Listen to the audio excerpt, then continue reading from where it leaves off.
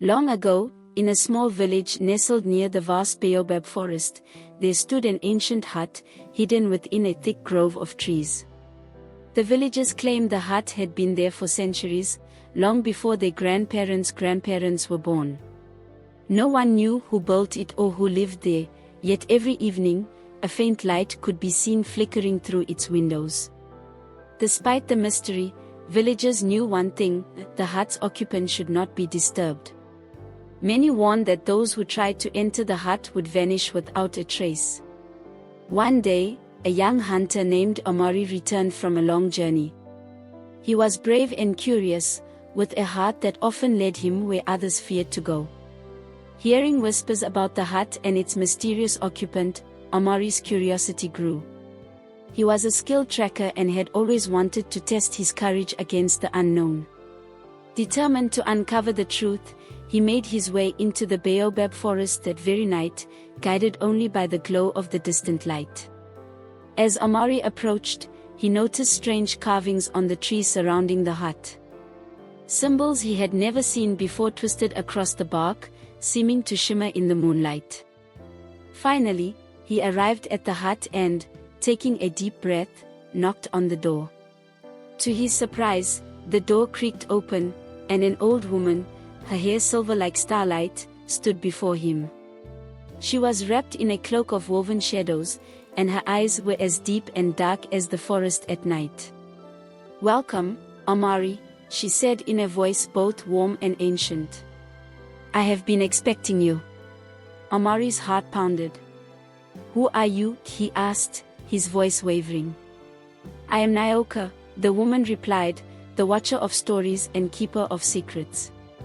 She gestured for him to enter, and, unable to resist, Amari stepped inside. The hut was larger than it seemed from the outside. Strange masks and artifacts lined the walls, and shelves overflowed with old scrolls, feathers, and stones that seemed to glow. At the center of the room was a fire, though it burned with a cool, blue flame. Nyoka motioned for Amari to sit across from her beside the fire. "Each generation, one is called to this place," she said. "They are given a gift, a story that only they may carry. But with this story comes a task." She reached into her cloak and pulled out a small, woven pouch. "Inside this pouch lies a seed. Your task, Amari, is to find where it belongs. When you plant it in the right place, your story will be written across the land." Curious, Amari took the pouch, feeling the warmth of the seed within it. "How will I know where it belongs?" "Trust your heart, and the seed will guide you," she replied. "But remember, once you plant it, you cannot return." With a final nod, Nyoka faded into the shadows, leaving Amari alone. He stepped out of the hut, the cool night air brushing against his face. The hut behind him seemed to melt into the forest, vanishing as if it had never been there. He glanced down at the pouch in his hand, feeling a strange, powerful energy pulsing from the seed. Amari traveled through the lands, guided by dreams and whispers on the wind. At last, he reached a dry, desolate plain. He knelt down, sensing that this was the place, and buried the seed in the soil. As soon as he did, a powerful tremor shook the ground.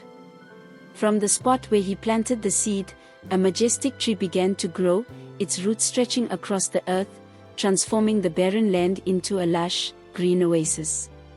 From that day, the tree stood as a symbol of the story Amari had been chosen to tell, a story of courage, curiosity, and the power of unseen magic.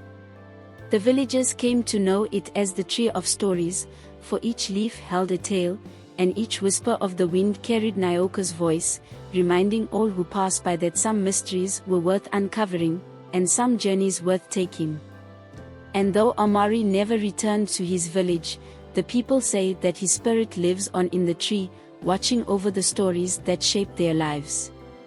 Years passed since Amari planted the seed and vanished, but the Tree of Stories continued to grow, its roots stretching further, its branches reaching higher, as if trying to touch the sky. The tree had become the heart of the village, where people gathered to share stories, seek wisdom, or simply sit in silence, listening to the whispers in the wind. Yet, beneath its beauty, there was a lingering mystery. One night, a young girl named Zuri, known for her keen intuition and love of tales, noticed a strange glow coming from the tree. It was a faint blue light, like the cool flames Amari had seen long ago in Nyoka's hut. Drawn by a feeling she couldn't explain, Zuri approached the tree and placed her hand on its bark. She felt a surge of warmth, as if the tree was alive and pulsing with energy. As she touched it, a voice echoed in her mind, "Zuri, you have been chosen." Startled, she pulled her hand away, but the voice continued, gentle and ancient. "Do not be afraid. The tree remembers." In her heart, Zuri knew she had been called for something important. She returned each night to listen, and each time she placed her hand on the bark, she felt herself connected to something larger, a vast network of memories woven into the roots of the tree. One night, the voice of the tree was different, a whisper of urgency. "Zuri," it said, "the roots of my stories reach far, but they are withering. The magic fades. You must seek Nyoka, the keeper of secrets. Only she can restore the balance." Zuri was frightened. Nyoka was a name spoken only in whispers, a spirit of legend. Yet her sense of purpose outweighed her fear. Armed only with a small pouch filled with herbs and charms, she ventured into the Baobab Forest, guided by the memory of Amari's tale. Deep within the forest, Zuri came upon an ancient baobab tree that was hollowed out, its interior lined with shimmering moss and carvings of symbols she didn't understand. She whispered Nyoka's name, and the air grew thick, charged with a deep magic. Out of the shadows stepped Nyoka, looking as timeless as ever, her silver hair like starlight woven into braids. "Why have you come, child?" Nyoka asked, her eyes sharp and knowing. "The tree you gifted Amari is withering," Zuri replied. "Its stories are fading, and it told me to seek you." Nyoka's expression grew serious, and she gestured for Zuri to sit beside her. She told Zuri of the circle of spirits, a sacred bond that protected the land and its people, a web of magic that ran through the roots of the tree of stories into the earth itself.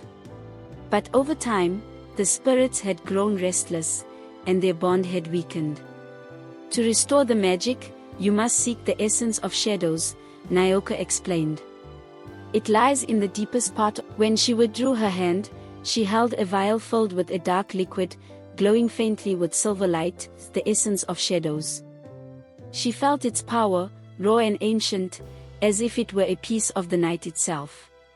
Returning to the village, she poured the essence at the base of the tree of stories. Immediately, the ground trembled, and the tree absorbed the essence, its roots glowing briefly before settling into a quiet, steady hum. The tree seemed to come alive, its leaves vibrant and green, and a breeze whispered through its branches, carrying the laughter and voices of long-past storytellers. The villagers gathered, marveling at the tree's rebirth. Zuri could feel the magic in the air, and she knew that the stories of her people, their hopes, fears, and dreams, were now forever woven into the tree's roots, bound by a magic as deep as the land itself. And so, from that day, the villagers spoke not only of Amari, the brave hunter, but of Zuri, the girl who restored the stories, who braved the shadows to keep their magic alive.